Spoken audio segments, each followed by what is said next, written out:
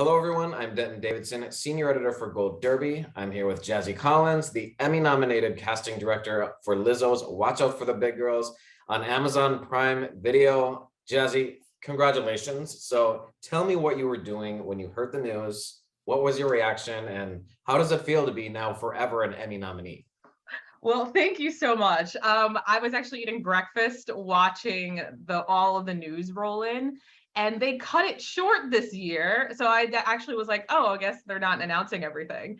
So all of a sudden, I got a text message from a couple of friends, and they're like, "You're nominated." I was like, "What? What are you talking about?" And then they sent me like the screenshot, and literally fell on the floor. I was not expecting to ever get nominated like this quickly in my career, because I've only been doing this for about 10 years. So like my brain is like, oh my gosh, like people that get nominated have been doing this for like decades and decades. So it's been an absolute whirlwind of an experience. Now that you are a nominee, what are you most looking forward to about attending the Emmys? Are you excited to meet anyone or see people from any other shows, or what are you looking forward to the most?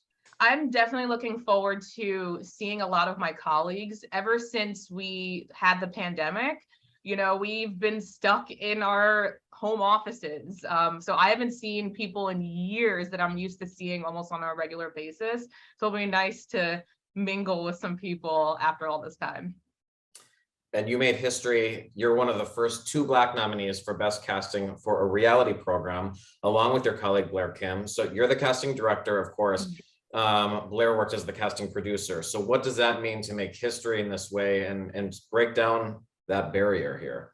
It's an absolute honor. But also it makes me really proud of the Emmys, to have something. We've only had this category for about 6 years. And to be able to have this diversity already, within this community and within, these nominations is an absolute incredible experience. And I'm happy to be a part of that. My brain is still just like, what? Like, how is that even possible that, we're one of the first? And I'm just so honored and so thrilled. And if we want more diverse casting, I think diverse casting directors might be a good start, wouldn't you say? Absolutely. It's definitely a good start. Something like a project like this where the entire cast was people of color.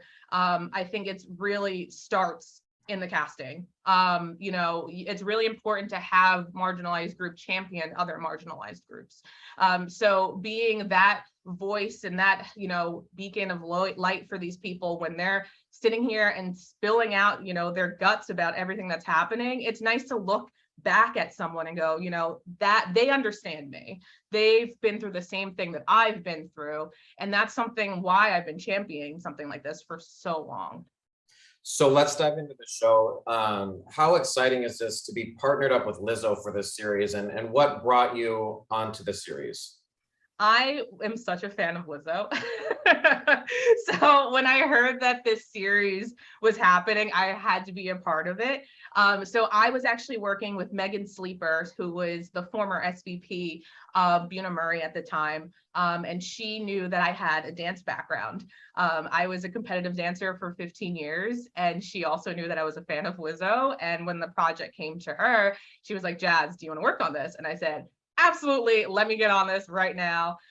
So I had the opportunity to work with her. I had the opportunity to work with Caitlin Audette, and it was such a great experience being able to work with these women, speak with these women, hear their stories, and also be a part of like critiquing their dance, because it made me like go back in my mind of like my competitive dance days. And I was like, oh yeah, I remember that, but we can't send that out because your foot's sickled. So let's do this again.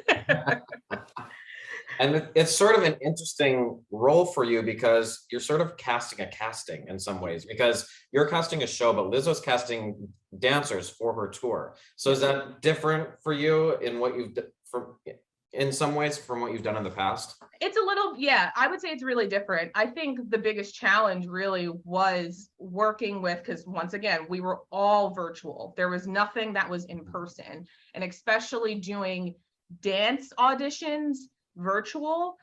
Dancers usually work really well together when they can see things. It's a very visual artistry. So having to critique these women and talk to them and say, you know, listen, you have to do X, Y, and Z, you know, for this tape, the self-tape that you're doing, and hoping that they understand what you're talking about, you know, on the phone it was challenging. But it was also challenging because dealing with, you know, you're casting for someone, especially like Lizzo. Lizzo was very, you know, a part of this process when it came to casting. So she wanted to see, you know, these dancers and wanted to hear their stories, and she had her critiques too. So it was a very collaborative experience, but it was overall just such a blast to work on. How did you know at the beginning, you know, what you really wanted to look for? Was Lizzo part of that and saying, you know, I want women of a certain size that represents, you know, diversity on my stage? Was she a part of that, or how did you kind of work through what you were looking for? Yeah, so Marissa Thompson from Amazon was, you know, directly involved with all of us and basically let us know, like, this is what Lizzo wants. She wants, you know, to see these women that are normally overlooked. She wants to see plus size women. She wants to see women from different backgrounds. And that's something that I think we made sure throughout all of this, because yes, it's easy to go, okay, well, Lizzo's a Black woman, let's just put all, you know, plus size Black women on the show. But that's not what we were here to do. We want to make sure that we were representing any sort of type of female in this, including a trans woman. Yeah. And the show is about really proving that women with a little extra weight can be professional dancers. And that's what Lizzo was looking for, but she also wanted people with presence, stamina, and skill. So these women really have all of that. Is it hard for you when you're casting to hear them sort of pour themselves out to you, and you know you can't keep all of them? So is that one of the hard things, is saying, you know what, you're not going to make this cut? There were so many women that I spoke to that unfortunately just didn't make the cut, and that was also a really tough you know, pill to swallow, because you want to see all these women succeed after hearing all of these sometimes tragic stories that they've been through, and all of the, you know, adversities they had to face day to day just by being them. It was sad. It was frustrating, you know, and I think we did our best. Unfortunately, we couldn't have a cast of like 100 women, but if we did, like, but that also proves like there's so much more story that we need to dive into. You know, it'd be lovely to do another season. So if they're interested, there's plenty of women. Was there anyone that shocked you the most, that maybe like you were like, wow, I can't believe how much they came out of their shell and how great they became? Like, was there anyone that sort of stands out to you as someone who you maybe didn't think would go as far as they did?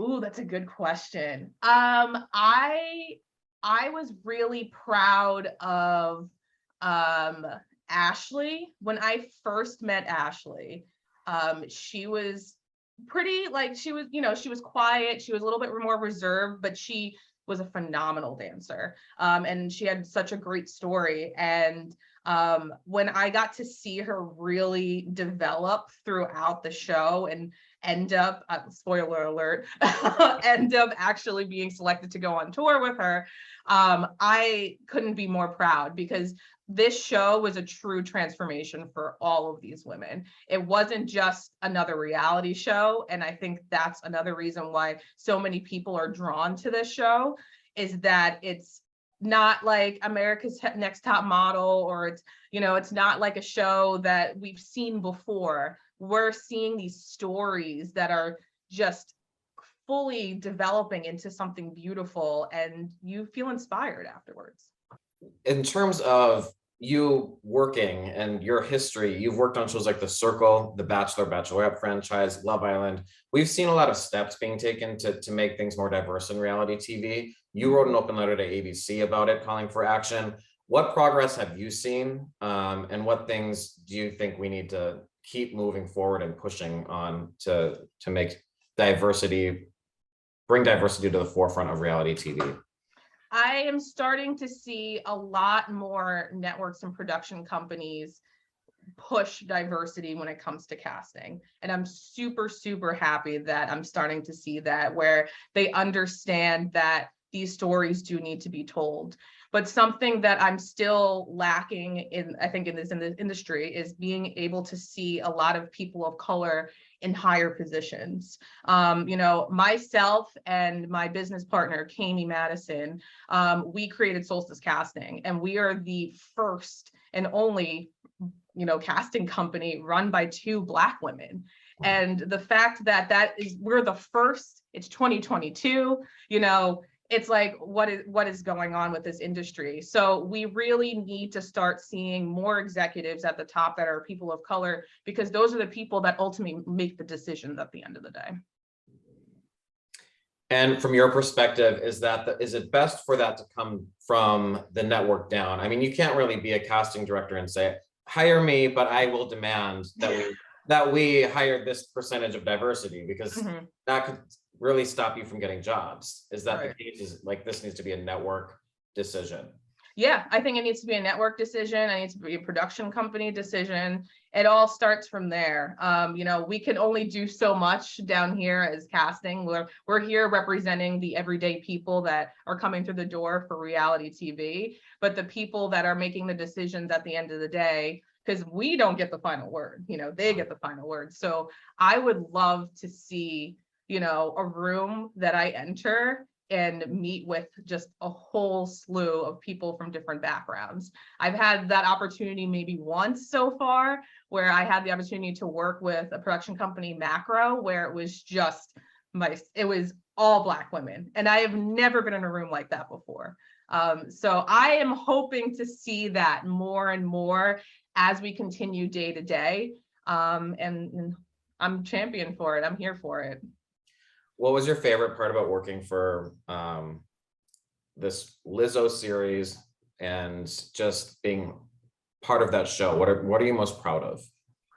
I am most proud of this cast. When I got to turn on that TV and watch, you know, the show for the first time, to see all the different array of women was just such an amazing experience for both myself, for both my, you know, my family. Just a lot of people that haven't seen that before was just like, oh my gosh, like it took away my breath. So being able to be a part of that history, of being able to see women from so many different backgrounds, so many different, stories. I'm just super proud of being up, to be a part of that.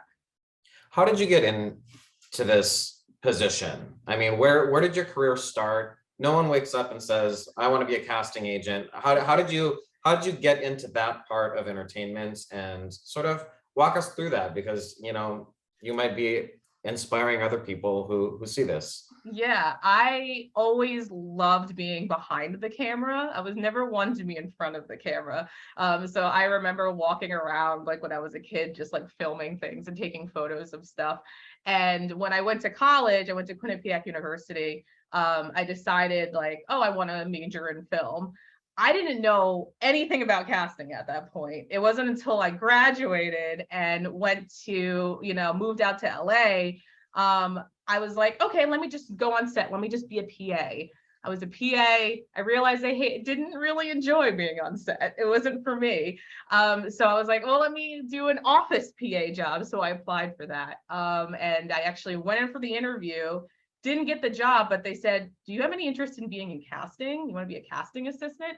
And I was like, sure, why not? So my first casting job was for Let's Ask America, which was actually ahead of its time because it was a Skype-based game show. So it's like, look at that. And now, from there, everything just snowballed. I got the opportunity to work on America's Got Talent, and, worked on The Bachelor and worked on Love Island and all these other shows. And, just continued to work my way up as a producer up into a casting director. And what would you tell people who are trying to get on reality TV? What's the number one thing that they should know if they're auditioning for a reality TV show? Be authentically you. Don't try to be someone that you're not. Don't try to be someone that you've seen on TV before. We don't want to see, you know, another Corinne from The Bachelor. We don't want to see any of those types of people. We want to see you, and we want to tell your story. So just go in, tons of personality, and have fun with it. How often do you see that and you're like, oh, that's not really them? Is that, A you lot. spot that from a mile away? A lot. I see it a lot because everyone thinks they know what we want to see, but we want to just see you. Like, that's what reality TV is all about, is telling your story. So it's not, don't be someone else. There's already someone doing that. Well, Jazzy, congratulations on your Emmy nomination. We're wishing you all the best of luck. To our viewers, head over to goldderby.com, make your Emmy predictions, and watch more interviews with this year's nominees. Jazzy, thanks for chatting with Gold Derby today. Thank you so much for having me.